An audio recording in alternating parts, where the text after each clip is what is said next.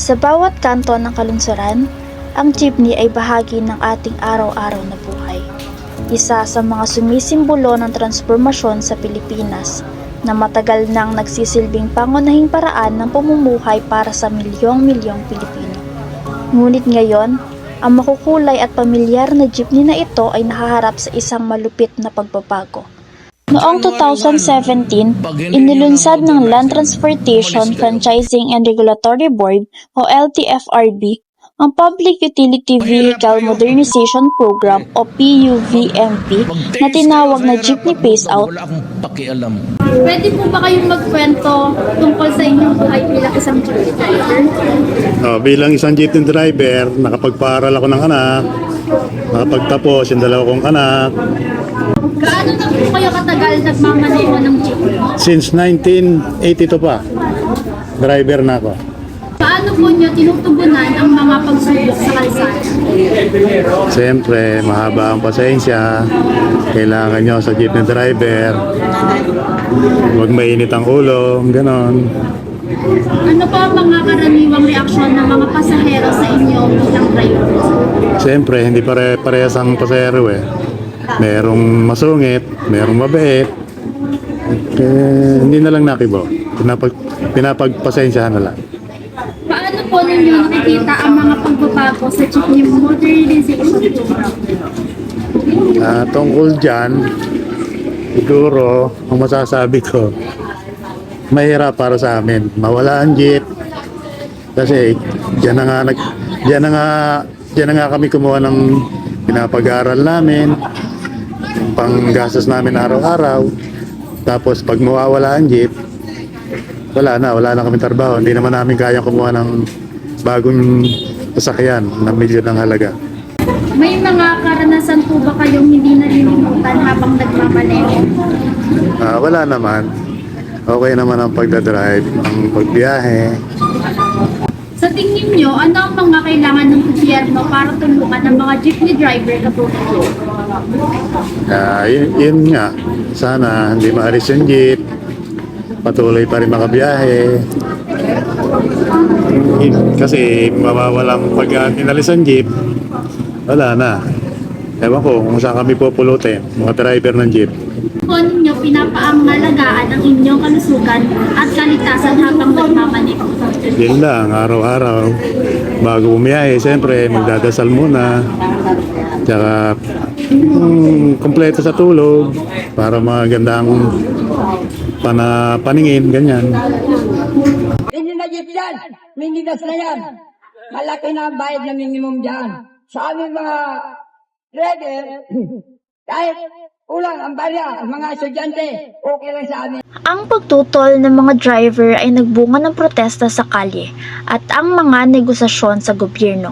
Pinag-uusapan ng mga sektor na ito ang posibilidad na magpatuloy sa paggamit ng lumang jeepney o kaya'y maghanap ng alternatibong paraan upang mapanatili ang kanilang kabuhayan. Ngunit sa kabila ng pagsubok, ang layunin ng pamahalaan ay makamtan ang mas malinis, mas epesyente at mas ligtas na pampasaherong transportasyon. I'm Orisha Belevantino po and andito po ako ngayon kasama po ang jeepney drivers para i-interviewin po sila. Ano pong pangalan nyo? Rodolfo Pogi Mendoza. Rodolfo Mendoza lang. Kung sakali pong matuloy ang jeepney phase out, paano nyo po matutugunan ang pangangailangan nyo sa inyong pamilya? Ba? Pag basta kami, hindi nga rin malaman kung ano ang gagawin sa phase out. Wala naman kami magagawa. Yun ang gusto nila. Ang nakakaroon dyan, yung mga nasakay, mahirapan din sila. Dahil siyempre, laging puno yan eh. Hindi naman pwedeng sa mahal ng diesel at gasolina. Hello po kuya, ano pong pangalan niyo po? Jan. Ano po, kung sakaling matuloy ang jeepney phase out, paano niyo matutugunan ang pangangailangan niyo at ng inyong pamilya? Di natin masabi kasi mahal yung jeep. Tsaka sa puro electrical daw yan, mahirapan rin bumiyahe. Una-una, mahirap sa pag-ahon, tsaka sa pagkita. sakop ng mapupuntang pondo ng driver. Hindi natin masasabi kung paano natin maano yung pamilya natin dyan. Mahirapan rin yung mga kagaya namin yan. Mga ganyan, pumipila, mahirapan yan. Hindi natin maano. Tsaka sa mahal ng krudo ngayon, tsaka sa pagmahal ng bilihin ngayon, yung kikitain dyan, mahirapan talaga yung Ayon sa mga jeepney drivers at operators, ang mga pagbabago ay may kasamang malaking gastos at paghihirap. Ang mga presyo ng bagong jeepney na umabot ng ₱1,000,000 ay napakamahal para sa maliliit na operator at drivers. Para sa kanila, ang pagkakaroon ng bagong sasakyan ay isang pasanin na mahirap pasanin, lalo na't marami sa kanila ay hindi kayang mag-loan o magbayad para sa mga bagong model. Matanda na ako. Hindi na dapat ako tumayo dito eh. Pero dahil sa mga kabataan, pag ako nawala, ano mapapala nila? Sunod-sunuran lang sila. Isipin mo ito mga kabataan. Ano pong pangalan nyo? My name is Alvin Bonillo from BSIT 3E and student ng CBSU Carmona. And sangayon po ba kayo sa jeepney phase out at bakit? Para sa akin, hindi. Kasi bilang as a student pala, araw-araw siyang mode of transportation. Kaya para sa akin, malaki yung epekto niya dahil halos lahat ng student, hindi lang dito sa Carmona, is affected ng jeepney phase out. Gaano kalaking apekto po sa inyo kung sakaling matuloy ang jeepney phase out? Malaki kasi parang required na magkaroon ng other mode of transportation. Kasi traditional jeepneys is culture na talaga sa mga Pilipino. So, parang pag inalis mo siya, parang mahirap siyang mahirap na mabago or mahirap siyang mabago dahil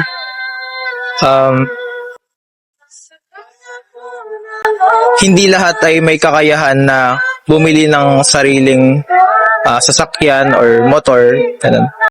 Ano pong pangalan nyo? Ako po si Darrell Yukare, I am currently third year na. Tapos, ang department ko is BIIT, which is BSIT rin naman ako. Sangayon po ba kayo sa jeepney phase out at bakit? Jeepney phase out, kasi ni para siyang nasa moral dilemma siya na willing tayo magpalit ng jeep. Ang problema is yung gastos nga ng mga jeepney drivers, no? So, kung tatanungin ako kung papayag ba ako sa phase out, willing naman talaga ako sa phase out since ang medyo malaki yung impact nito sa paligid natin eh.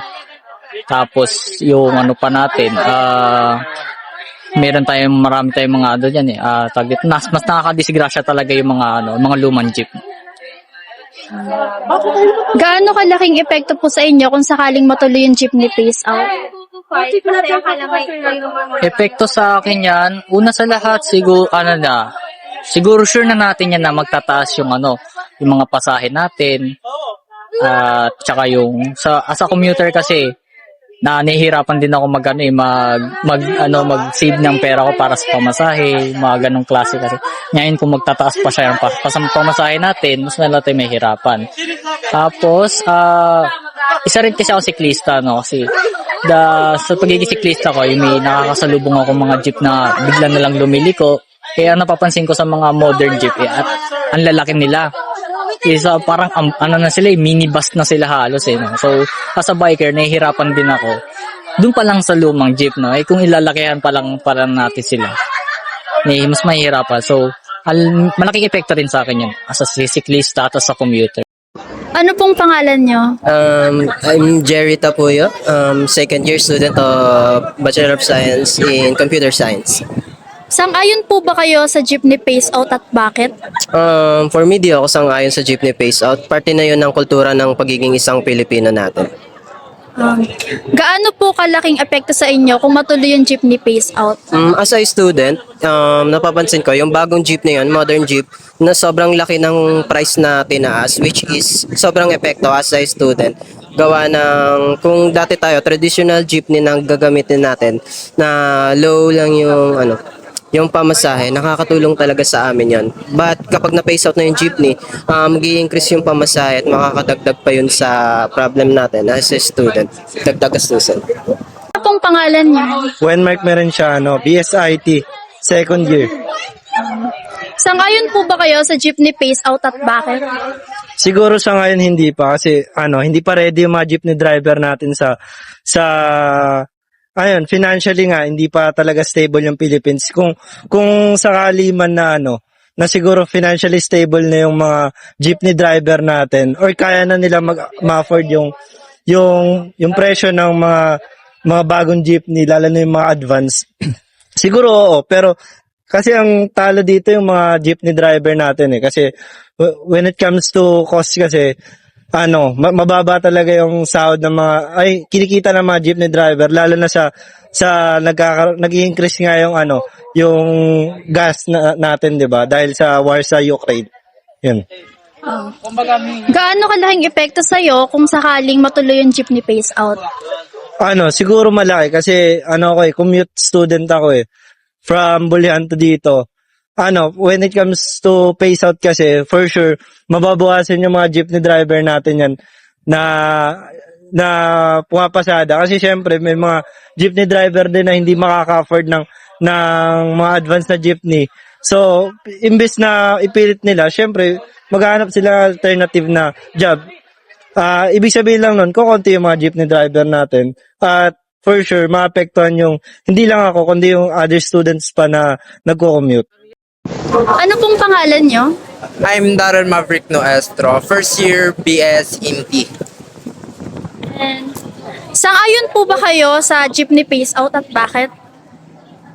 Hindi, since may mga jeep din kasi kami sa amin. And isa sa mga business namin is yung jeepney talaga ang bumubuhay sa amin So, hindi ako sangayon. Gaano kalaking epekto sa iyo kung sakaling matuloy ang jeepney phase out? Siguro magiging malaking epekto siya since, ayun nga, yung incomes and namin is from jeepneys. Then, ayun, magiging din siya sa araw-araw kapag napasok. Gawa ng kapag, jeepney ang sinasakyan, ganun.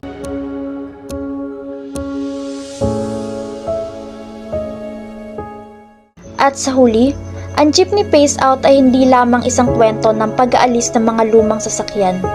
Isa itong kwento ng pagbabago, pagtutulungan at pagsasaayos para sa isang mas makatarungan at makatawid sa sistema ng pampasaherong transportasyon sa Pilipinas.